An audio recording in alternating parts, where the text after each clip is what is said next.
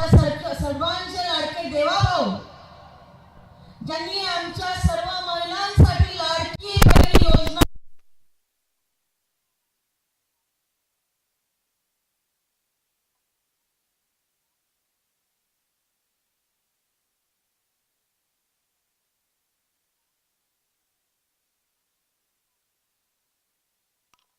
राज्याचे उपमुख्यमंत्री आदरणीय देवेंद्रजी फडणवीस ज्यांनी गेली मागची 5 वर्ष नाशिक जिल्ह्याचं पालकमंत्री पद स्वीकारलं आणि खऱ्या अर्थाने पालकमंत्री कसा असावा तर ते गिरीश महाजन साहेबांसारखा असावे, कारण त्यांच्या कालावधीमध्ये आमच्याकडे भरणारा दर 12 वर्षांनी भरणारा सिंहस्थ कुंभमेळा ज्याचं उत्तम नियोजन त्यांनी केलं, वेळेप्रसंगी गोदावरीमध्ये उडी मारली, गर्दीच्या नियोजनामध्ये रस्त्यावर उतरून जायचे आणि अतिशय चांगलं काम करून घेतलं, ज्याची चर्चा जागतिक स्तरावरती देखील झाली। ते आपल्या सर्वांचे लाडके मंत्री ग्रामविकास मंत्री आदरणीय गिरीश महाजन साहेब, व्यासपीठावरती उपस्थित सर्व सन्माननीय ज्यांनी आज मला पाठिंबा दिला आणि निवडणुकीमधून माघार घेतली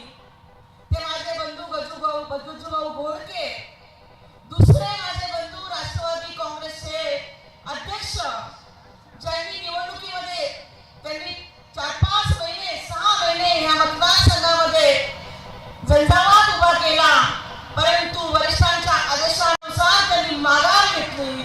ते माझे भाऊ रंजन ठाकरे, सर्व मान्यवर आणि समोर बसलेल्या माझ्या सगळ्या लाडक्या बहिणी आणि नाशिककर बंधू आणि भगिनो आणि पत्रकार बांधवांनो, गेल्या 10 वर्षापासून या मतदारसंघामध्ये काम करत असताना विकासाची गंगा मी या ठिकाणी आणू शकले। माझे विरोधक देखील खासगी म्हणतात की ह्या स्थळच्या मतदारसंघामध्ये एवढ्या मोठ्या प्रमाणामध्ये निधी कसा येतो, तुम्हाला सांगते त्याचं मोठं रहस्य जर काय असेल तर ह्या ठिकाणी बसलेले आमचे लाडके नेते आदरणीय देवेंद्र फडणवीस साहेबांकडे मी जेव्हा नाशिक मध्य विधानसभा मतदारसंघासाठी निधी मागायला गेले, कुठलं काम करून मागायला गेले, तुम्हाला सांगतो त्यांनी मला कधी खाली हात पाठवलं नाही। त्यामुळे मी अनंत कालाने मैदानाचा विकास करू शकले। कॉर्पोरेट क्षेत्राच्या धर्तीवरती भाऊ आम्ही इथं घड्याळाचा मनोरा उभा केला, हे स्टेडियम उभं केलं आणि अनंत काले ज्यांनी वयाच्या 21व्या वर्षी ह्या देशाला स्वातंत्र्य मिळण्यासाठी ज्यांना जॅक्सन वधामध्ये फाशी झाली त्यांच्या नावाने असलेलं हे अनंत कांद्रे मैदान जेवढं सुंदर असायला पाहिजे आणि ते मी आमच्या नेते आदरणीय देवाभाऊंच्या आशीर्वादाने करू शकतो। आपण बघितलं की मेळा बसस्थानक राज्यातलं पहिलं एसी बसस्थानक टर्मिनलच्या धर्तीवरती विमानतळावरती जेव्हा श्रीमंत प्रवास करतात तिथं सगळ्या सुविधा असतात, मग जिथं माझे जनसामान्य प्रवास करतात तिथं देखील सगळ्या सुविधा का असू नये म्हणून मेळा बसस्थानकाचं आपण काम केलं। तुम्ही बघता की त्या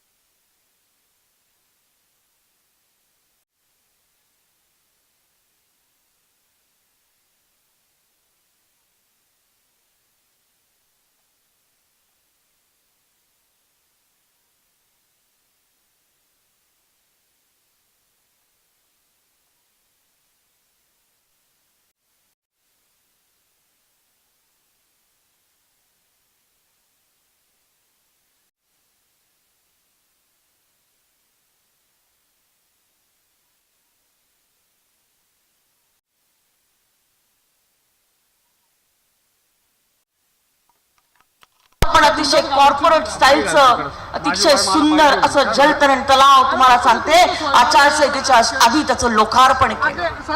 यशवंत व्यायाम शाळा ज्याला 100 वर्ष झाली, आमच्या नाशिकची ओळख, मी स्वतःहून गेले आणि त्यांना सांगितलं तुम्ही सांगा, तुम्ही 100 वर्ष ही व्यायामशाळा चालवतात, तुम्हाला आमच्या सरकारकडनं काय मदत पाहिजे? तुम्हाला सांगते, त्यांना 3.5 कोटी रुपये खर्च करून नवीन व्यायामशाळा बांधून दिली. आमचं जिल्हा क्रीडा संकुल याची अतिशय दुरवस्था झालेली होती.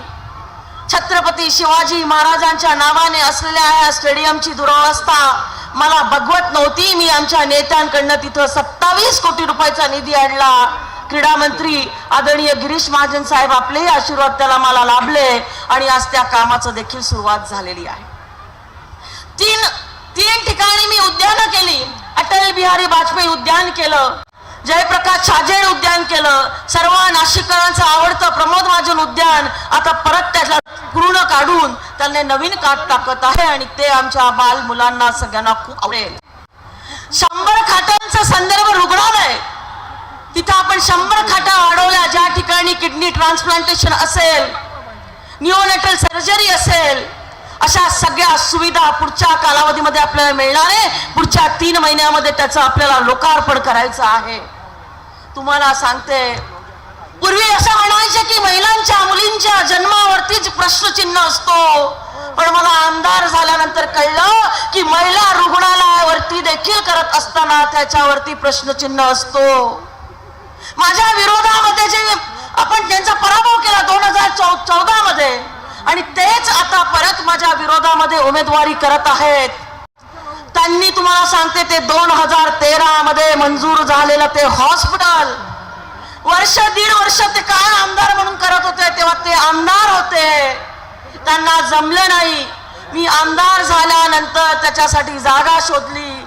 4 ठिकाणच्या जागा रद्द झाल्या. तुम्हाला सांगते, फडणवीस साहेबांनी मला आशीर्वाद दिला आणि एका ठिकाणची आम्ही जागा फायनल केली. तिथं काम सुरू करायला गेलो तर माझ्या विरोधात आंदोलन केली आणि तुम्हाला सांगते, मला कोर्टात देखील नेलं. आमच्या महिला रुग्णालयानं, माता भगिनींनो, गोर गरिबांसाठी जे मी रुग्णालय करत होती त्या रुग्णालयामध्ये नेऊन यांनी ते विकासाचं कामाला अडथळा निर्माण केला. कोर्टामध्ये देखील मी जिंकले आणि तुम्हाला सांगते की त्यानंतर त्याचं पहिल्या टप्प्याचं काम आपण पूर्ण करून घेतलंय आणि दुसऱ्या टप्प्याच्या कामासाठी देवेंद्र भाऊनी मला परत 40 कोटी रुपयांचा निधी दिलेला आहे. भाऊ, मी आमच्या माता भगिनींकडनं तुमचे मनापासून आभार मानते की 100 खाटांमधलं हे महिलांसाठीचं विशेष रुग्णालय की ज्याच्यामध्ये माझ्या माता भगिनींच्या प्रसूतीच्या आणि सगळ्या स्त्री रोगाच्या सगळ्या व्यवस्था आणि त्या ठिकाणी त्यांचं आरोग्य जपण्याची व्यवस्था होणार आहे. परंतु बंधू आणि भगिनींनो, माझ्या मैत्रिणींनो, राजकारणामध्ये मला विरोध करा तुम्ही, पण आमच्या महिला गुणाला विरोध करून तुम्ही काय मिळवलं? आता त्याचं लोकार्पण झालं असतं, पण असो, आता त्याचं लोकार्पण पुढच्या वर्षभरामध्ये होईल. मी तुम्हाला सांगते, जर मी किती कामं केली आहे जर सांगायची वेळ झाली इथं तर मला 2 तास लागतील आणि मला 3-4 मिनिटं फक्त बोलण्याची संधी मिळालेली आहे.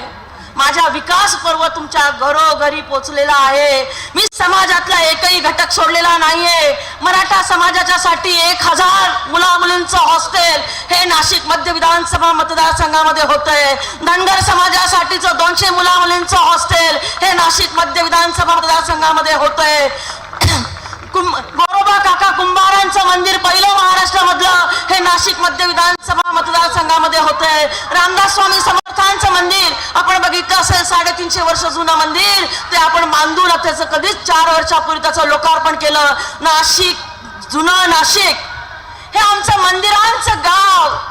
त्या ठिकाणी तुम्हाला सांगते, सावता माळी समाजाचं म्हणजे माळी समाजाचं मंदिर, संत सावता महाराजांचं मंदिर, त्याच्यानंतर संत नामदेव महाराजांचं मंदिर, त्याच्यानंतर सारी समाजाचं मंदिर, चर्मकार समाजाचं मंदिर, अशी अनेक कासार समाजाचं मंदिर. भाऊ, आता मला आठवत पण नाही, मी 20-25 समाजांसाठीची वेगवेगळी मंदिरं जी आहेत ही उभी केली.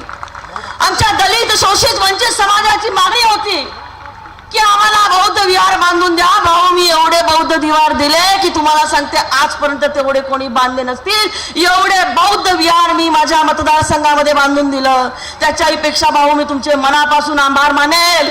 मी तुम्हाला सांगते की आपण टाळ्यांच्या गजरामध्ये राज्याच्या मुख्यमंत्री, माजी मुख्यमंत्री आणि आपले लाडके उपमुख्यमंत्र्याचे आभार मानू की जेव्हा भारत रत्न डॉक्टर बाबासाहेब आंबेडकरांची 125वी जयंती होती तेव्हा ती जयंती मोठी चांगली साजरी करण्याचं काम कोणी हातावरती घेतलं तर तेव्हाचे राज्याचे माजी मुख्यमंत्री देवेंद्र फडणवीस साहेबांनी.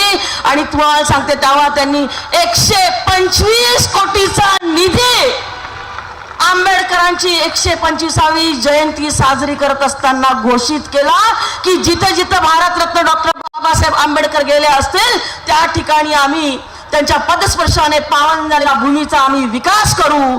भाऊ, माझ्या मतदारसंघामध्ये तुम्ही 5 कोटी रुपये रमाबाई आंबेडकर वसतिगृहाला दिले, ज्याचं भूमिपूजन 1954 मध्ये भारतरत्न डॉक्टर बाबासाहेब आंबेडकरांनी केलेलं होतं आणि त्याच्या स्थापना कर्मवीर दादासाहेब गायकवाडांनी केली होती. भाऊ, आदिवासी समाजासाठी मी राघोजी भांगरेंचं स्मारक माझ्या मतदारसंघामध्ये उभारलं. तुम्हाला सांगते माझ्या मातंग समाजासाठी अण्णाभाऊ साठेंच्या स्मारकासाठी मी 1.5 कोटी रुपयांचा निधी उपलब्ध करून दिला. भाऊ, मी तुम्हाला सांगते माझ्या मतदारसंघामधला राहणारा असा कुठलाही समाजाचा घटक नाही की मी कामाच्या रूपाने त्यांच्यापर्यंत पोहोचली नाही. नाशिककर बंधू आणि भगिनींनो, तुम्ही बघत असाल माझ्या विरोधामध्ये उभा असलेला उमेदवार 5 वर्ष आमदार होते, 1 वर्ष महापौर होते, त्यांचा मुलगा 2.5 वर्ष उपमहापौर होता.